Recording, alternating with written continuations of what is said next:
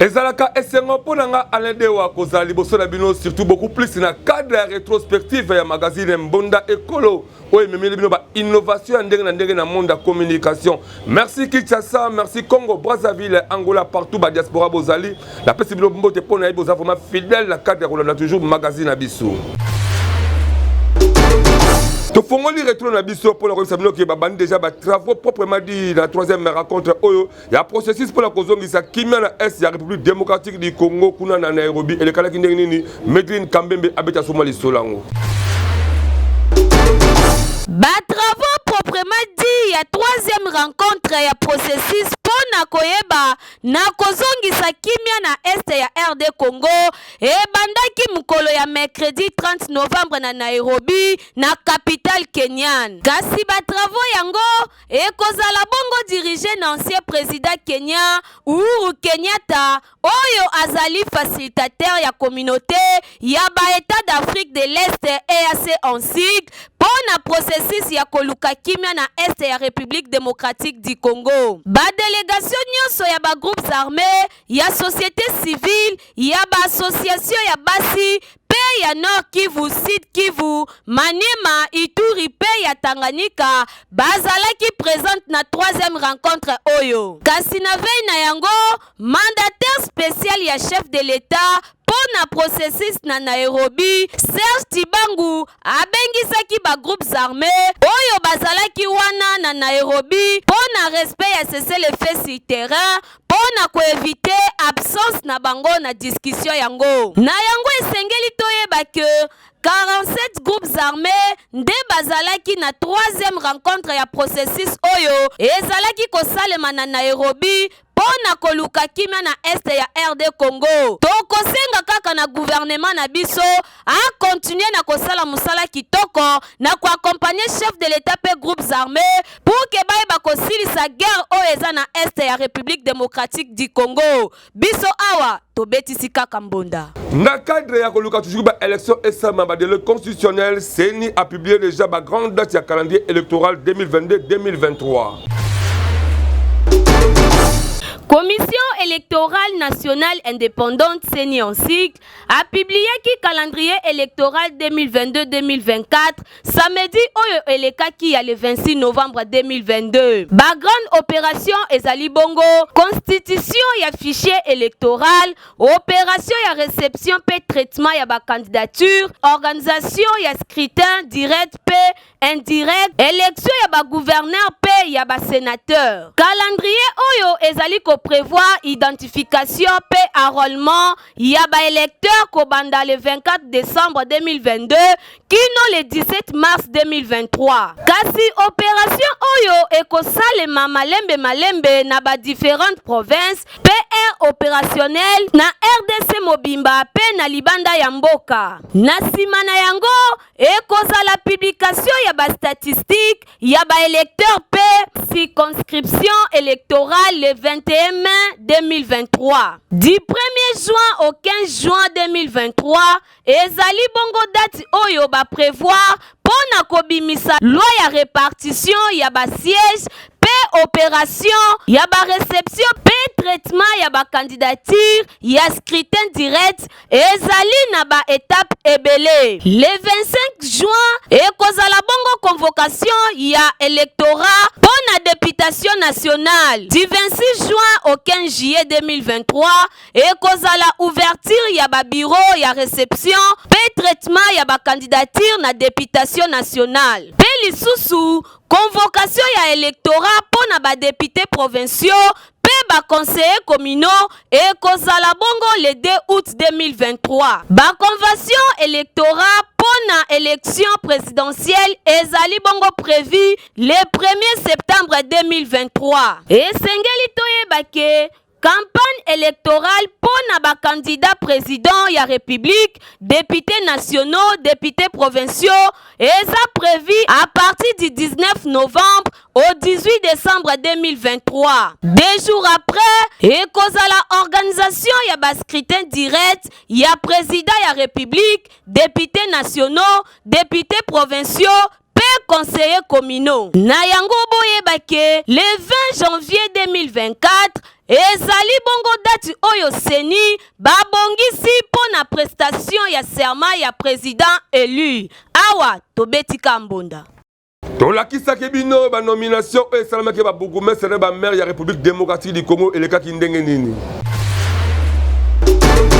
Biso magazine Monda Ekolo tobetaka sete mikolo leki toyebisaka bino ke 90% ba bourgmestre mingi basala su bisala malonga te bakoma na bango na bapongi babosala vision ya mwana mboka Félix Tshilombo Tshisekedi to pe ya Jacqueline Ngobila-Mbaka na Gérard Joko Mulumba balula malila ba climatiser batika kosala ba musakili bopeto ndenge esingelaki ezala lelo Kinshasa poubelle koma partout bakinoa bakoma kolela bakoma koluka nani akolibere bango na boumbu oyo kasi botala lelo oyo sango ekwelo kola kakena mato ya bato 98% ba bourgmestre bakwei makale kale elingi koloba ke mingi batie bango bazekaka ya sika parce que mibale kaka nde bazali maintenir lokola mwana mboka Pepito Kilala pe na mwana mboka die merci ozalaki ya komi na ngalieba awa tokoseka ba bourgmestre sika bokoti bokota idéologie ya Kili Bopeto bokota idéologie ya mwana mboka Félix Tshilombo Tshisekedi po na komaterialiser yango emonela parce que Kinshasa ezali miroir ya République démocratique du Congo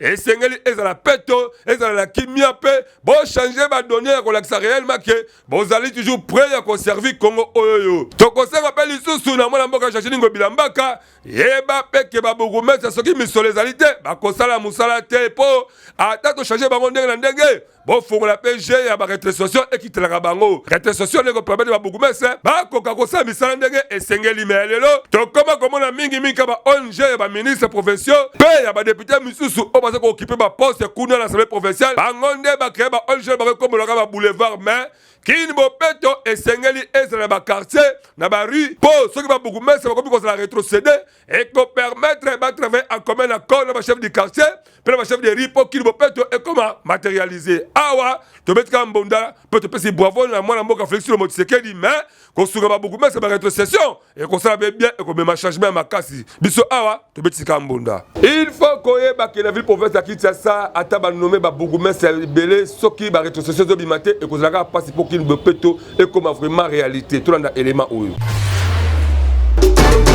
magazine Monda Ekolo ezali toujours kobeta mbonda par rapport ya ba nomination oyo ya ba bourgmestre ba uti ko tia mikolo oyo ebele na kata ville province ya Kinshasa ya solo toyebi ke nyonso oyo ezali ka koluka ndenge nini Kinshasa ekoki elata robe lango ya sika mais esengeli koyeba ke ba bourgmestre o balongwe misusu pe bazala na volonté osala musala kitoko mais eloko ezalaka bango ba financement to pe moyen ya ko travailler ezalaka te moyen yango ezali mingi rétrocession ebimaka lisusu te parce que tali basali basanza ebele bazwaka yango lisusu te toyebaka te est-ce que Jacqueline Ngobila-Mbaka to pe gouvernement central nde bazalaka na ba hôtel ya makambo wana mais eloko toyebi ba ONG mingi ebima ekomelaka kokomolaka ba prince ekomelaka ba boulevard pe ezalika ba ONG ya baye bazali ba konzi kuna na l'Assemblée provinciale topé ba ministre provinciaux mais oh vraiment ezalaka kitoko te makasi esengeli koyeba ke ba bourgmestre oto tchesika soki baza rétrocéder te bakosala kaka échec pe 0 kaka libungu tulu ndenge tolobaka depuis kala 0 na 0 mais po musala esala kitoko esengeli gouvernement central topé provincial po sangisa maele boye ba ko rétrocéder ba bourgmestre oyo po ba travailler en collaboration avec le chef du quartier parce que Kini Bopeto esengeli ebanda na balabala esengeli kaka te ba boulevard de tozomona ba ONG ezo kombaka kutu na effectif ya mukeme yoka mbongo ebele ebimaka bo rétrocéder ba bourgmestre bo pesa bango ba moyen financier e ko permettre que ba eba ko solo ba chef de rue na bango po Kini Bopeto eza slogan te mais ezala matérialiser selon vision ya mwana mboka Félix Tshilombo Tshisekedi chef de l'état nyonso oyo congolais azo luka po environnement na ezala kitoko ba tifoyini ba maladi ekene misika bino pe ba bourgmestre oboko sika toyebi ke misusu be bauti ba piaka mais boyeba ke conserver nation ezali kota libumula yo te mais kota la souci ya mboka parce que soki osali kitoko na mboka lobi mboka e ko récompenser yo d'une manière autre awa to betika mbona tozotala le gouvernement a ko rétrocéder binoa tellement que ba église et comme ebele pe ba prophète ba koma bebo alors ba prophétie ba lokuta et comme ko bima ndenge na ndenge mais to comme de fin de l'année ko zala ndenge nini Mboka na biso Congo to vivraka kala ba église ezalaka mingi te to yebaka catholique, protestant, kimbangiste to pepe valongo na ba musulman. Mais lelo oyo ba église ekoma ebele pe ba comportement ba tu ekoma mabe makasi to yebaka te. Mingi na ba église yango yoka ebele ba prophète ba bimala kati ebele ba prophète yango pe mingi ba promesse ba prometaka batu et sala bakalango te to yebaka te soki nzamba mazaka solo to pe nzamba lokuta et surtout mingi ba prometaka ba ser de ba de l'année que ser année oyo ko sila te okobala pe ba prometaka misusu ke mbula oyo ko sila te oko voyager mais awa to komi ko koma na suka ya mvula toyebi te soki ba promesse wana oyo ba prophétie salamaka ba prophète ba kosuka ndenge nini la population boyoka population bile monde nini ba lobby prophétie so ba pesi ekokisamite neti na 2022 lokwa to okota 2023 le msusu pe nzamba bi na prophétie noko oza na 2023 kaka na 2022 te ba prophète nyonso bazia lokuta te ya solo baza o pe lokuta baza mais biso neto zaka pressé le ba pesi o prophétie okozwa eloko boye le mso biso na mois ya décembre oyo mais le mso wa pambo na mois ya février mais na pressé na biso pe ko sali yango pété ba prophète nyonso bazaka ya lokuta te o bazotama na obanga nzambe baza o pe solo baza prophétie bazela kango bazaka nango pressé biso nyepe to koma pressé ba ko biso likambo ozaka mutema moto ebi mboko batabomi yango eza ba pasteur na bato batanga mingi. Ça c'est un. Neti ngai na victime ya likambo botoloba. Pasteur moka na nzela aloba na ngai ke nzamba la kisiye avant to koma février ya 2022 nga na kende France. Ti lelo to komi décembre na kenda na France te. Profession eza yango lukuta. Nazaka na mo 5000 francs na ngate mana weka lobeli nga ka okende France. Avant février nazwa 5000 na pesa yi. Ti lelo na zela profession ngeko kokate. Batika makambo wana. Bango bato ya bebi simboka. Banda l'église comme ebele boye mboka ebebe pona ba pasteur. Merci la suki wana. Tokosenga na bino ba prophète lelo yo bo sala ba sentiment na bino te po lukaka ke ba mona ko zali danser kitoko te to ebake nzambe soki alobi oya alobi ekokisa bakaka donc yiko ba nini pesa prophétie oyo réellement ke ozui yango na nzela losambo na nzela nzambe ya solo ta lelo doko saka batu anepesi la kate ensili me ekokisa mina ngote tokosuka wapi tobetsika mbunda tokomi kokoma na fin de l'année sika bana Congo bana kitisa ba sepelaka po balia kitoko mais $3 position nango zoye balate pourquoi gouvernement ta likambo Kinshasa ekoma na ngonde ko vivre na taux du jour. Vie ya ba Congolais ekoma na ngonde ya mayoto, population eleli mingi na lolenge mboka eza kokendele po vie nyonso ekoma nango cher. Kalakala toyebaki lipa ya 200 francs kasi lelo oyo ezalaka lisusu te. Kolia ekoma lokola Bible eloba, tu mangeras à la sueur de ton front. Degré dollar pe biloko emateli ezoyebana te soki tozokende wapi. Mbongo ya bapaya ekomi na valeur koleka ya biso moko. Ministre ya économie azokomona tote population eleli. Eza komata moya kosala wenze ezate okobimana mo 5000 moya osomba biloko ezate bana bazotonda te toyebi te tosuka wapi. Bokipe biso na makamba kolia. Eza faute o abato bazotekela biso te eza faute biloko dollar chaque jour ezomata bazosomba biloko cher moya pe batekela biso mo cher ezate bosunga biso soki te tozobumuka bandako na bana na ba mama na batata toyebaki tosomba biso ke na $100 bapeso 4 carton bazongiso day 1 lelo carton biso ekomi na $100 bana babika ndeni to vive ndeni yango nde moto ebikisaka bana wende zate ozotaka bana bakolia nini ekola 1500 okosoma ngo ndenge nini masangu kutu koloba te kantina masangu 7000 okoloba te saka mbino mati 800000 moya kosoma ngo ezate tokomotangisaka bikolo otenda mdambo teka moya de vivre bana batanga balia moya bana batanga ezate tozosenga na gouvernement mobimba to pe na ministre ya économie atala nanu situation ya to ya dollar pona kobongisa lobi na biso social scolarité pe makambo nyonso na ndenge ya malamu eyokani kokamwa toyebaka te kokoma étudiant soki pe ezali synonyme ya kokoma yanke parce que bana ista batumbi biloko ya ndako ya moko na bango étudiant kokamwa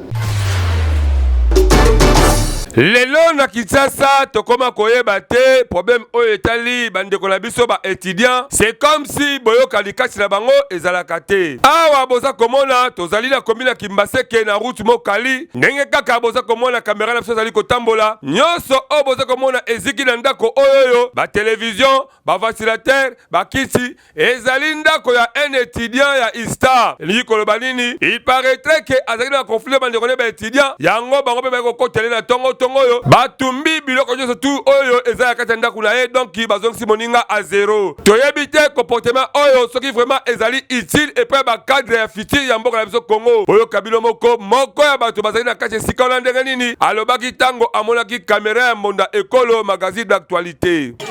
Bana ISTA bayosala esandi awa esandi toyebi te batumi ndako ba TV ziki nyonso eziki bosokoso bana bazalaki na kati papa elinga ezala ndenge nini vema tongana suka ndenge nini papa botele biso likambo oyo vema leta tele biso likambo oyo bana ISTA bayosala esandi awa papa mwana kamarade na bango atangaka kuna moninga na bango soki ezalaka so barankine so ndenge nini toyebi te bayosala esandi awa tokosenga na bandeko na biso ba étudiant ISTA oyo toyebi mingi ke bino nde bozali ba technicien oyo bokozala ba cadre ya Congo ya lobi tango bozali ko se comporter boye toyebi te soki kokoma étudiant elingi koloba kokoma yanke tokamwaka likambo wana ebongi na ba étudiant bo se comporter malamu parce que bino nde bozali ba cadre ya Congo ya lobi tokotonga Congo soki mitu na biso eza kosala malamu kasi konyokola moninga boye otumi nyonso ya ndako na ye ebongo soki azalaki na ndako nde lelo oyo baleli ye ebembe kitoko ta esali mabe makasi yango tobetisika mbonda na commune ya Kalamu. En tout cas drogue bombe et comment impact ya makasi, c'est comme si la police azalaka na été likambo ya bombe na République démocratique ekomi kokamwisa bato makasi surtout mingi na bakomini lokola badelvo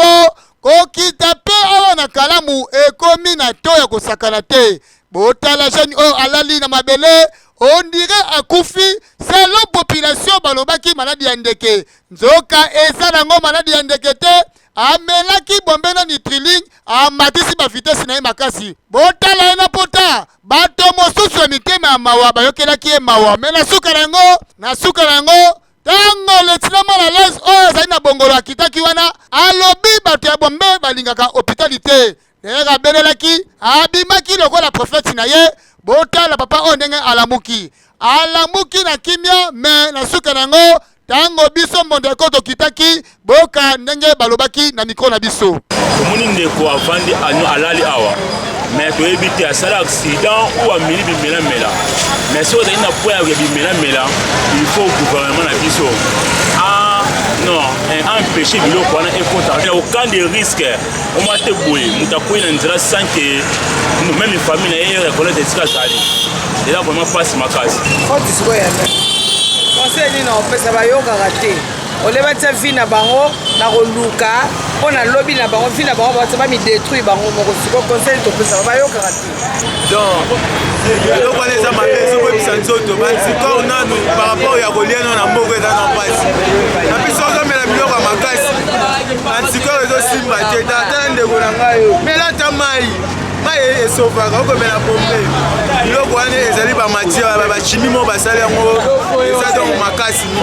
tokosenga na bajene ya Kimbangu en tout cas bodoze makasi bourgmestre Kadima sala badescente balobi surtout na 15e miri ebebisi bajene ebele yango peto ya kuluna eza makasi na commune na yo ya Kalamu boye mabe makasi mabe kitoko te.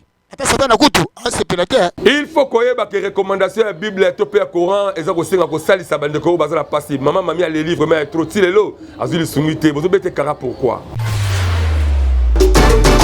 o mesana ko bebisa mbongo na kokaba mingi na baba tope moto motema malamu o mesana ko pesa mbongo na ba dîme na ba église tope pona ko sunga ko salisa bato na ba hôpitaux partout. Tala elanga malamu ya kolona oyo nzambe azoko kanisa pona kopesa yo ya mingi koleka yango oyo mama mami oyo bozali komona azali mama azali ko vivre la vie moko ya difficulté impossible na niveau moko okoloba te kaka ndenge boza komona abelisa mwana na méningite depuis abotama ye moko pe azali sous diabétique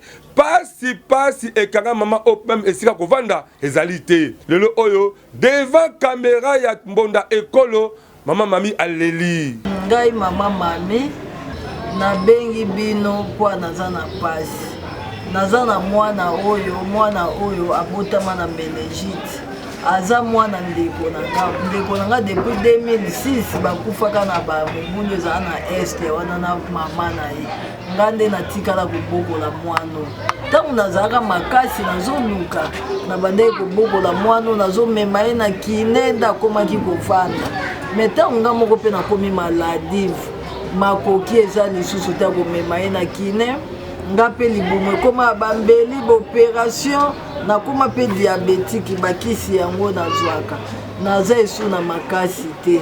yango nazosenga lisungi na bino bakonza mboka bosunga ngai vraimen nazonga na mwana na kine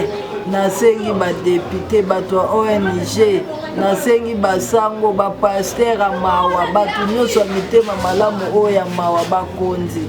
botika nga te bosalisa nga nazonga na mwana na kine bana boye mpe bazalaka na forme na bango soki namemie na kine azwi forme nga mpe nape masala makambo nyonso na bilamba kosumba bilamba kosuba nga mpe bapekisanga basolo wana mpo naza diabétique me shwa eza te naza na moto aosunga ngai te awa naa na famille te esika mpe tovandi atofutelaka nde awa lokola mpe bamonanga nakoma na pasi place ya kokende eza te nde bapesi nga mwa geto oyo tovandaka na mwana oyo nazosufrir nasengi na bino mpe ya bato ya mawa mitema malamu bakonzi boyokanga mawa bosunga nga nzambe epa akopambola bino tosenga nga lisungi mpona mama oyo na mwana oyo tala position bavandeli wana na moi image ozwi mpe mwana yango akoka koloba te babandaki kovanda deya balongwa me batuka ya lupango ya mawa bapesi bango esika mama Denise place ozali mawa yokela bango mawa papa Félix tosengi lisungi na yo mpona mwana oyo botika ye te bakonzi bata ONG papa Félix bosunga mama oyo mama Denise botika mama oyo te mama Olive azonyokama makasi bosunga ye papa Jekoko bosunga ye basala nzambe bapaster botika ye te badepute bosunga ye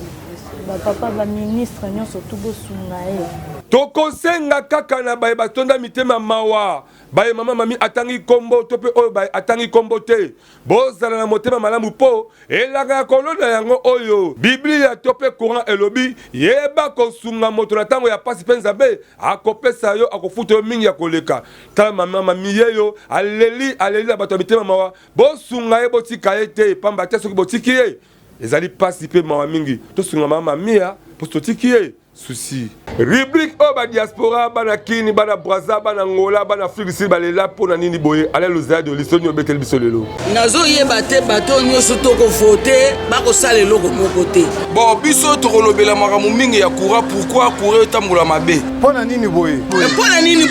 pona nini boye yango wana nde kitoko bon moni ba jeune soki bazo banga mikolo te c'est pour cela moni tozo nuna mingi pourquoi tozo nuna parce que mukolo azam moto abotami amoni mo liboso na yo alors il faut en respect envers ye je respecte na loko les autres zalate ozomona mona mukaya manke mukolo leka mususu ko BTT mais mukolo leka ko zonga ko ima na ye c'est pour cela les autres tinda biso ba jeune mingi na kende na nganda moko boye na vandi na meliswati likaya na meliswati masanga na leka nazomela yango na maloba ya mukolo wana lobela kinga mabe pona mankaki ye c'est pour cela monde disait komi ko mema ba mfutuma moko boye ya bitumba to komi ko zoka vie ya nini vie ezake respect devant mukolo ezate c'est pour cela bato bile ba condamner kaka chef de l'état au gouverneur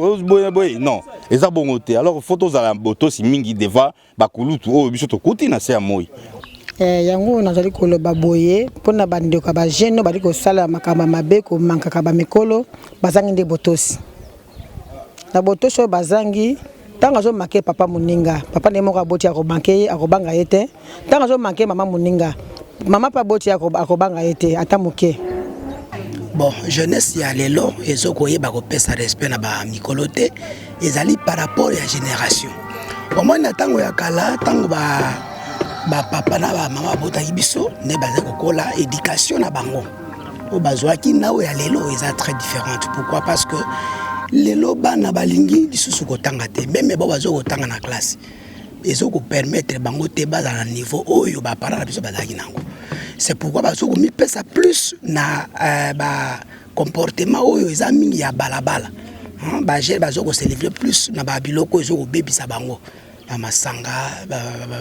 ba makaya biloko moko ya makasi. C'est pourquoi mon jeunesse et baby makasi. Pona nini boyezali reboikoto sepelaka nango mingi. Merci pour la question. Question se basée mingi sur l'éducation parce qu'ils dépendent de l'éducation et mutu na mutu. Tu vois, tous a 3 places au mutu qui a éducation moko. Ça commence na famille, église et puis école. Ceux qui déjà au groupé déjà na esika moko yango nozomona lelo ba délinquant ba kuluna mingi ba komi lelo manque de respect, c'est par rapport à l'éducation pe ya bato. Donc pour moi je dirais que manque de respect ça des arranon mental, ça dépend il y a éducation ya muto bimel na na famille parce que un enfant bien instruit a coquille jamais qu'on manque de respect par rapport il y a ba aîné nae parce que quand on parle il y a manque de respect tout le monde déjà par rapport il y a langage attitude nous devant supérieur nayo comment se comporter dans l'environnement partout aux alliés il y a déjà à la base il y a des conflits et belé où ils ont régné les lots c'est par rapport il y a manque non il y a kibomoto voilà abanda na ema solo kala koko tiri jesi jemba lelo aina lisolo par rapport à la nomination à bourgmestre. Likambo ya ba nomination et ba bourgmestre et uti ko samba on a vu province ya Kinshasa et créer ba désordre ba parti politique ya ndenge na ndenge kutu mingi kutu ba saka elika ke ba kobima mais le ko ba bimité ba tomba ba façon mo kutu pe ba milongo na bona kati ba parti politique là parce que elika na bango zaki ba za nommer quelque part yango pe honorable oyo to benga kami honorable parce que ye asi a message na ya kata ba mandat mingi azwaka na été atika ka muto ko ba constat lelo lisolo nini abetele biso na kati ka ba rendre honorable atambola bwe amonive mondonga azobima na kanda mabe yoka honorable suka na yombo pour le vie mondonga kombo ebimité yokaye sikayo vie mondonga pe kuna na kanda azobima na palais ba utala de idéologie c'est parce que moi c'est morutu azokama vie mondonga donc banone ngai beaucoup mesete lelo bakoyeba ngai na kanda wana depa vie mondonga aeti na bureau na bango esika apesa siège ya parti politique na bango kanda méchant dans tala makamoni aza kosala ngai na pesi bino siège na zanga poste jamais bobima je démissionne à parti kanda ya mabe esalaki papa mondonga parce que akanaki ke abima selon ndenge bayokani na parti politique na bango apesa bango siège apesi bango bureau biloko nyonso tout mais kombo ebimi te yango apanzi bango yoka mpe honorable na basongisongi na ye ndenge nini abeti bango ayaya politique ya mboka Congo tobetisika mbunda elingi koloba ke soki kombo na ebimi te yeba ke le panier circule encore turo ebimi te sa elika atamba la sima okobima tadeve mondonga a passer la bureau a benga ba combattant to ba membre ya parti kutuye a milongoli na libela parce que akalaka ma bourgmestre abimité likambo oyo pe eziyo be kanga motema le panier ce qu'il encore awa to betika mbonda page rose ya mwana Gino Las les grands tenaciers aussi basolo babar ya mwana na ele kaki ndenge to landa po kuna tabana soso abiko liam na ndenga film to landa élément oyo magazine la biso Mbonda Ekolo merci wazolanzi mo écrit ma tête to fongoli ba porte la biso na bande ko nyonso o balingi koleksa ba sport publicité la bango to pe ba annonce la bango boya zela ezali pe ba porte ezali ya polele et en plus ba prix ezali vraiment abordable bon s'abonner massivement na chaîne YouTube la biso Mbonda Ekolo officiel donc aussi sa magazine o bede ça pour autant qu'on peut ça bravo na mwana mboka mo Frank Nzola meso o lelo azali premier citoyen ya commune ya Nsele parce que yende a ko représenter chef de l'État pour tu as à Kosala Moussala qui toque avec impact dans l'idéologie pour continuité. Il y a Moussala et Kotab c'est toujours qui toque. Tu as salité moi Mboka Jean-Thomas Moukenya Oyazali chef d'agence nationale PMI kuna na espace Mbujima ikana na la Pascal. Ngana bino to kuta na mbalasima soki nkolo Yesu azogeli susuti.